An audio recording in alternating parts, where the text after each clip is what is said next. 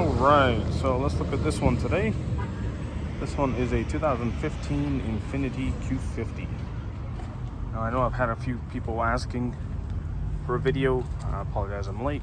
I was out of town the past few days, so I never actually got a video up for it. Here it is, and I do daily the car, that's why it does have my dealer tag on there. Otherwise, if it's sitting on the lot, it usually has a test drive tag. So that's the exterior. It's not perfect, but it still looks really good. It's actually not that bad. Overall, pretty clean car inside and out. I do have only one key with it right now. Key has a small problem. The proximity features and everything still work. I believe it was having a problem the other day where I was not able to start the car unless I tapped the push to start button with this. Could be a battery issue, could possibly need to be reprogrammed, because the car was sitting for a few months while I was waiting on a part for it. I'm pretty honest with everything that I do, and I'm gonna tell you guys this, and you'll see it in the Carfax as well, because I got it done at a very reputable shop in Augusta. They've been open for like 70 years, I think. Weeks transmission service, and they did the valve body on this one. So car was very well maintained. However, since corporate America likes to lie to everybody, Infiniti of USA told people it's got lifetime fluid, so people never actually serviced the transmissions on these, and as an end result, the valve body went out when I received the car. I didn't know it was on back order. Otherwise I probably would have never bought the car with the issue. I ended up waiting about 7 months to get the valve body in, and it came in from an Infiniti dealership, 2 weeks. They put it in, has 3-year warranty on it. It's runs and drives absolutely like a dream now. I love this car, and as you can see, very clean car.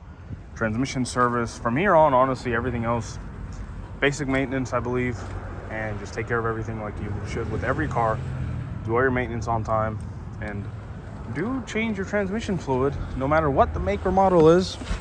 No car ever has lifetime fluid like people like to lie about, so you do have to service them. I believe with Infinitis, you can Google this just to make sure. I want to say it's every 60,000 miles you should service these. So the next transmission fluid service is due in about 60,000, right around 165. So let's go ahead and, yep, see, so I'm gonna tap it. I want to say because it was sitting dead for so long, just put a battery in it as well. Because it was sitting dead for so long, I think the key got or a bit messed up. So I do want to get it reprogrammed. I just have to give my key guy a call and have him come over here. All right. So that's it. The car mileage is 105,250. Let me mute the music real quick.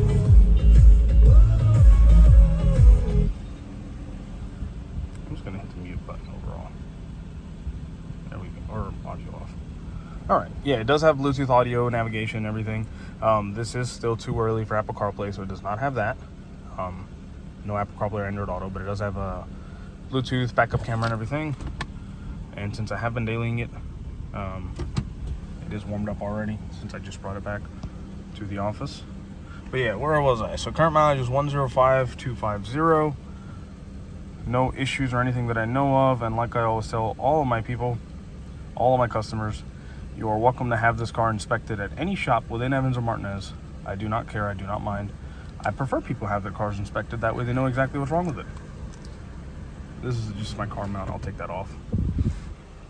Yeah, otherwise, pretty simple interior, nothing crazy, nothing super basic either. It's pretty nice, you got different drive modes. This is gonna be the knob for the navigation. Otherwise, other controls for everything else is over here. That way you can look through those. I think they even have like there was a little setting that you could see like the amount of G's you're doing with cornering and everything, stuff like that.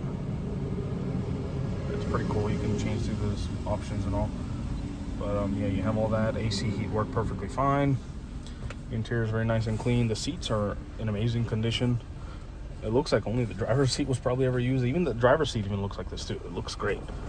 Very soft, very nice, plush.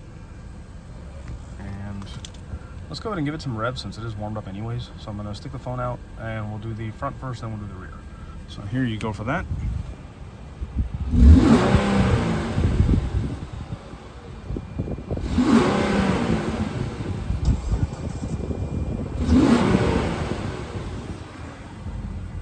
front, and it was always taken right up to about 4,000 RPM. Now let's do the back.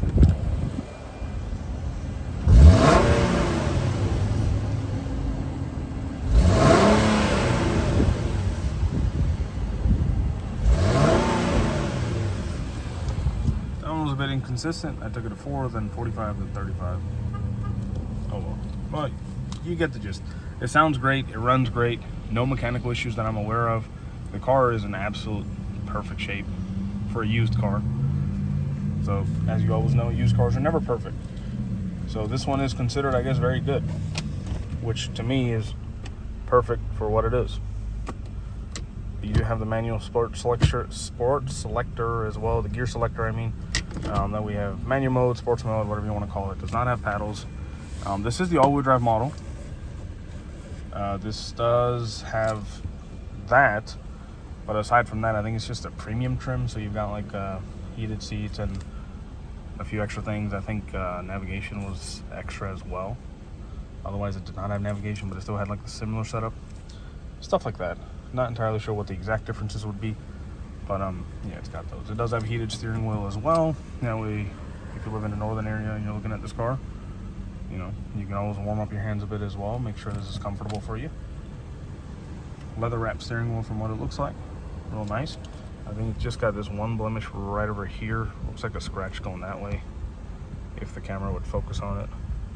Otherwise, looks pretty good. Let's step outside.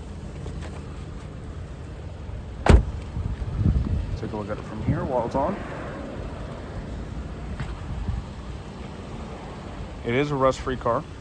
I only buy rust-free. I do not buy cars that are all rusted out and weird and everything. And if anyone needs the Carfax, I will provide it. It is in very good shape. Like I said, for a used car, 2015, so it's 10 years old now. It's got 100,000 miles, which is actually kind of low for the year. And overall, it's pretty decent, you know? I like it. I love these cars anyways. I used to have a G37. I'm used to driving these things, same setup, and they are a blast to drive. Here's the rear seats, like I said. Very good shape. I didn't mess with these, so they're, as far as I can tell, they are original. They're how they're supposed to be. And like I said, I don't think anyone ever sat in the back of this car. It was probably just used from the front. And even for the front being used, that driver's seat is in very good shape still.